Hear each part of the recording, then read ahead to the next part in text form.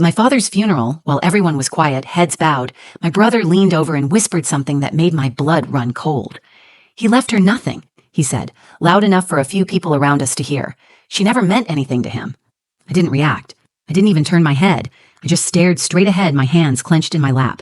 My stomach twisted, but I wouldn't give him the satisfaction of seeing me crack. I had come to say goodbye, to pay my last respects, even if my relationship with my father had been complicated, distant, mostly silent, sometimes painful.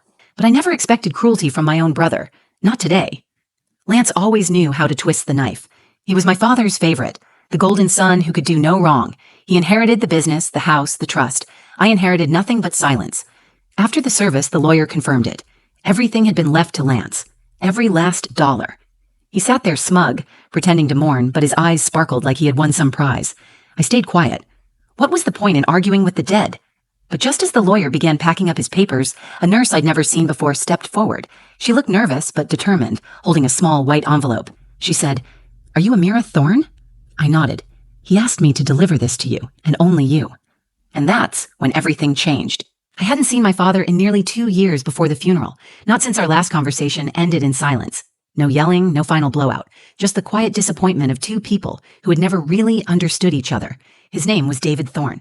To most people, he was a respected man, a sharp businessman, co-founder of a financial firm, a donor to 3 local charities, and the face of control and order. But to me, he was something else entirely, an absence. He was the man who raised me without ever really seeing me. My brother, Lance, was different. He was the image of my father in every way, confident, polished, goal-driven. He joined Dad's company right out of college, was promoted within a year, and started wearing suits that cost more than I made in a month. He knew how to speak Dad's language. Numbers, results, legacy. I didn't. I was the daughter who pursued writing, moved away from the city, and never came back for the family holidays. I became the stranger they spoke of in short, sharp phrases. When I was little, my father kept to himself. My mother, Elise, was the warmth in the house. She would sing while she folded laundry, kiss our foreheads even when we didn't want her to, leave little notes in our lunchboxes with smiley faces and short poems. When she died, I was 10. Lance was 13. Her funeral felt like the start of something we couldn't name, but felt every day after. The house got colder. My father became a man of strict routines and brief nods instead of hugs. Lance adapted. I didn't. As the years passed, I tried. I really did. I brought home stories I had written. I got scholarships, graduated early, submitted my first short story to a national contest. I remember handing it to him at dinner one night, excited, waiting for his reaction.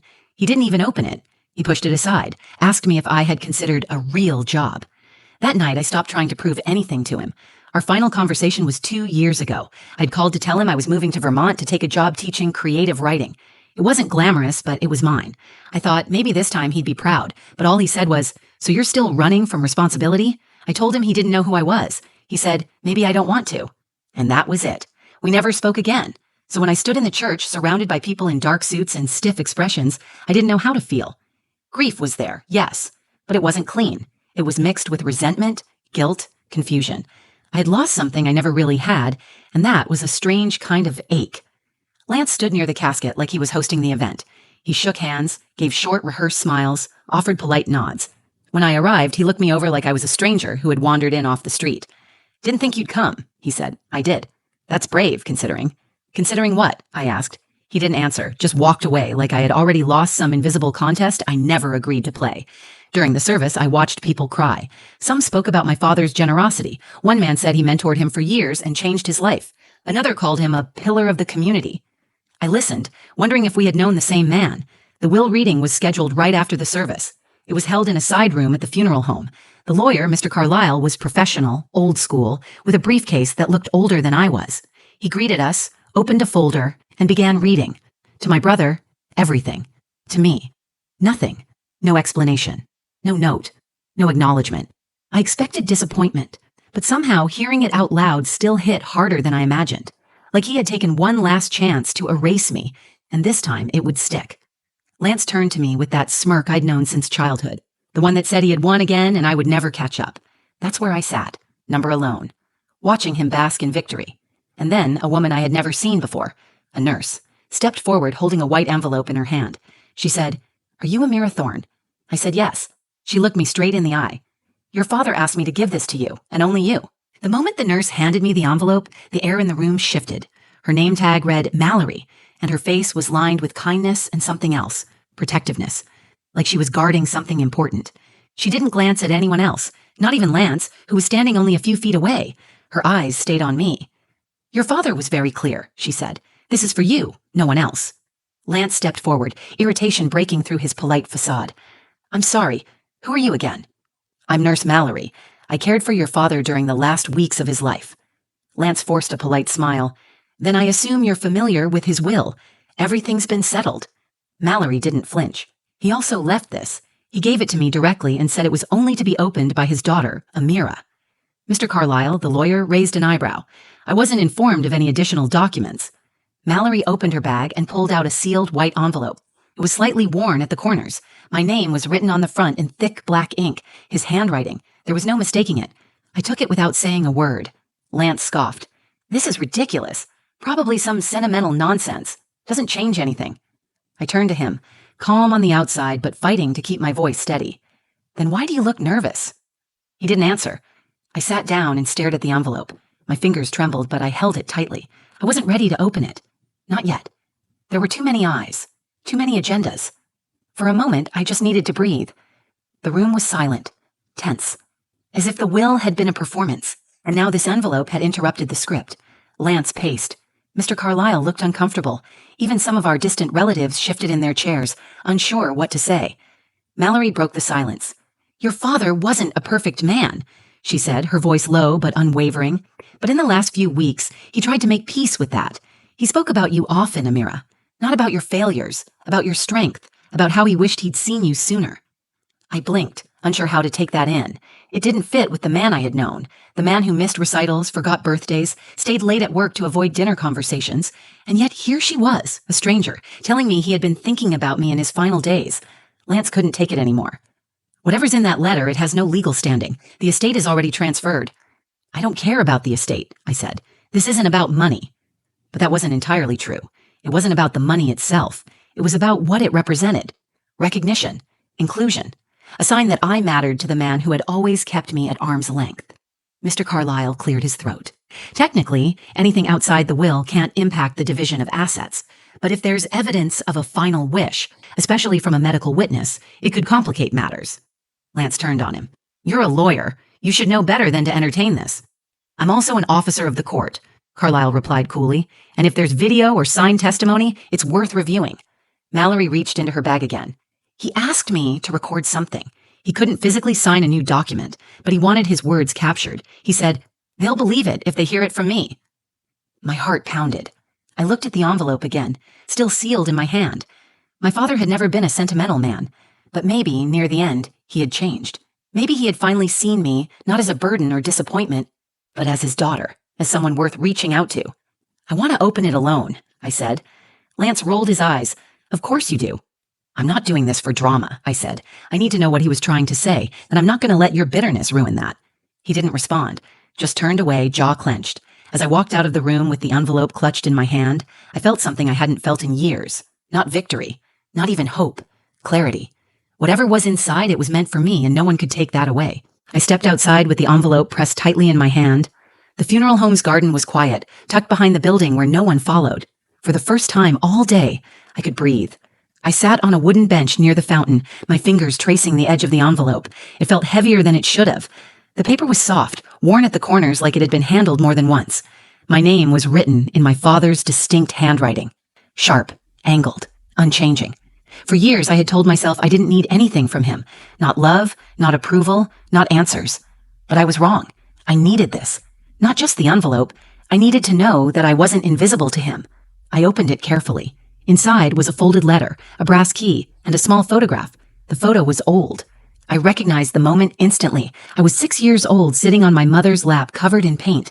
She was smiling, holding my hands, both of us stained with blue and green from one of our weekend art sessions. My father had taken that picture. I remembered now. He had leaned into the doorway, snapped it quickly, and disappeared again. The letter began simply, "Amira, if you are reading this, it means I didn't find the courage to say what I needed to while I was alive. I failed in many ways, but my greatest failure was how I treated you." My hands shook. I blinked hard and kept reading. I told myself I was preparing you for the world, that keeping you at a distance would toughen you. I see now that I was just afraid. You reminded me too much of your mother. You were too bright, too passionate, too alive. I didn't know how to handle it, so I pushed you away. Lance fit into my world. You never did. But that was never your fault. That was mine.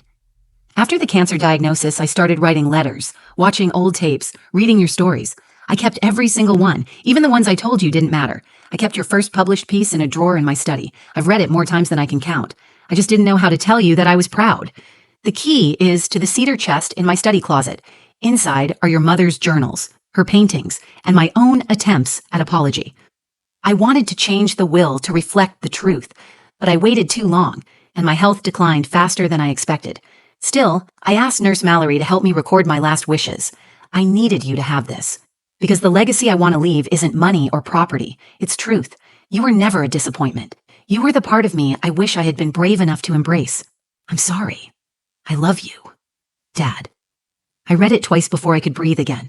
The words pressed into my chest like a weight and a release all at once. I had spent years building armor to protect myself from a father who never seemed to care. And now, here it was, unraveling in my hands. It wasn't redemption. It wasn't enough to erase the years of silence. But it was real. It was something. The brass key sat in my palm, warm from my grip. I knew exactly where it went. The cedar chest in his study had been locked for as long as I could remember. I had once asked about it when I was 13. He had told me it was just old files. I never asked again. I stood up and looked back at the funeral home, where Lance was likely still arguing with Mr. Carlyle, trying to maintain control. He had always been obsessed with control, with being the one who won. But this wasn't a game anymore. This was something he couldn't touch. I walked to my car, heart racing, not from fear, but from a strange, powerful pull. I wasn't sure what I would find inside that chest, but I knew it was meant for me. Whatever my father had hidden there, it would not be numbers or contracts. It would be pieces of him, pieces of her, pieces of me. This wasn't about reclaiming an inheritance. It was about reclaiming a history I had been shut out of, a voice I had long believed didn't exist. And now I was finally ready to hear it. I drove straight to the house. Not to the cemetery, not to the reception. I had nothing left to say to Lance or anyone else circling like vultures around my father's estate. The Thorne house sat quiet at the top of its long driveway. It looked exactly the same as when I left it 10 years ago. Gray stone, white shutters, sharp corners that made it look more like a courthouse than a home. The porch creaked under my shoes as I unlocked the front door. Inside, the air was still. The furniture was untouched, staged for showings or inheritance photos, but I knew the way. My steps found the path to the study without thinking. His study had always been off limits. When we were kids, we weren't even allowed to peek inside. Even after I was grown, the door remained mostly shut. It had always felt like a vault built around his private life, his real one, the version he never shared. I stepped inside. The room smelled faintly of cedar and paper. His desk was neatly arranged. No dust, no disorder. Everything had its place. The walls were lined with books, degrees, a framed newspaper article from when he was named one of the top CEOs in the state. And there it was, the cedar chest. It sat beneath the window, exactly where I remembered. Unmoving, untouched, locked. Until now. I knelt beside it and slid the brass key into the lock. It turned with a quiet click. The lid lifted easily. Inside were stacks of folders, canvas rolls, photo albums, and 3 leather-bound journals tied with faded red ribbon. The scent of old paper and dried paint filled the air. I reached for the journals first. My mother's name was written on the inside cover of each one, Elise Thorne. The handwriting was hers, fluid, bright, full of life.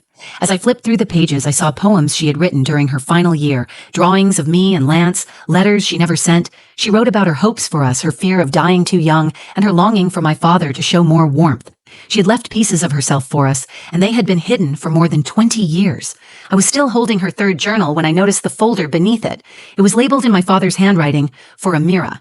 Inside were copies of every story I had ever sent him.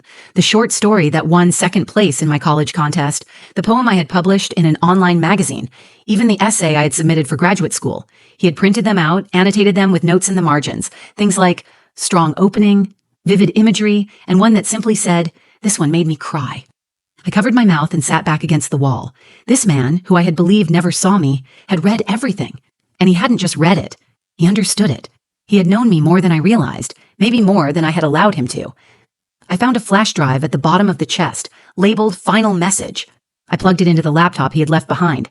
His face appeared on the screen, thinner than I remembered, eyes tired but focused. "Amira," he began, "I'm sorry I didn't say this sooner. If you're watching this, it means I didn't make it. But I needed to speak directly to you, because a letter didn't feel like enough." He paused for a breath. Then he said, "You were never a mistake. I was the one who failed to see you for who you were. I was so afraid of losing control that I pushed you away instead of pulling you in. Everything I hid in that chest was meant for you, not just the contents, the truth. The parts of your mother I buried, the parts of myself I was too ashamed to share. I don't care if the will says otherwise. That house is yours, that room is yours. Your mother wanted it that way, and now so do I." The video ended without fanfare, just silence and a still frame of a man who finally, in his last days, had faced what mattered. I sat there for a long time, not crying, not angry, just still. The kind of stillness that comes after a storm has finally passed. He didn't leave me out. He just didn't know how to include me until it was too late, but he tried. And that effort, even delayed, meant more than I expected it could. For the first time in years, I felt something settle inside me. Not closure. That's a myth. But something close. Something real. I stayed in the house that night. I didn't plan to. I had packed nothing, expected nothing. But after everything I had just seen, the idea of leaving felt wrong. I made a bed on the couch in the living room and let the weight of the day settle into my chest. It wasn't grief, exactly, or at least not the kind I had expected. It was more like something heavy unraveling inside me. In the morning, I walked back into the study and opened my mother's journals again. I read until the sun rose. Her voice came through every page with warmth and wit and fierce love. She had wanted us to grow up brave. She had worried about how we'd manage without her. She had asked my father, in one of her entries, to make sure Amira knows she matters. Maybe it had taken him too long. Maybe the damage had already been done. But he tried. In his own flawed way, he tried to honor that promise. 2 weeks later, I met with Mr. Carlyle again. I brought the letter, the flash drive, and Mallory's statement. He listened carefully, then nodded. "There's enough here to challenge the existing will," he said, "especially with the video. And since the house hasn't officially transferred to your brother, we can file a claim." Lance wasn't happy. He sent a short message through his attorney, accusing me of exploiting sentiment and undermining our father's wishes. I didn't respond. I didn't need to. The truth had already spoken for itself. The legal process took time, but in the end, I kept the house. I didn't want the money. I let Lance have it. Let him keep the company, the accounts, the control. He could stay in his world of profit margins and prestige. I had something better, something he never noticed was missing. The legacy my father left me wasn't measured in dollar signs. It was measured in understanding, in regret, in effort, and in that small, simple word he had never said before, love. I turned the study into a writing room, not just for me, but for others. I opened it twice a week as a creative space for young writers who had no place to go. We read my mother's stories. We painted. We laughed. We wrote things that felt too honest and too raw for classrooms or workshops. It became something real, something alive. One day, I found a folder hidden in the bottom of the chest I had somehow missed. It was filled with letters my father had written, but never sent. Some were addressed to me. Others were notes to himself. They weren't polished or even coherent in places, but they were honest. And they showed a man who had spent the last months of his life trying to understand who he had been and who he had hurt. That was the thing I never expected. Not just the apology, but the effort behind it. He could have died with the same silence he lived in, but he didn't. He asked a nurse to deliver something no lawyer could. He chose words over wealth, meaning over inheritance. That choice rewrote the end of our story. Months later, I published a book. A hybrid memoir. Half my writing, half my mother's journals and artwork. At the center was my father's letter.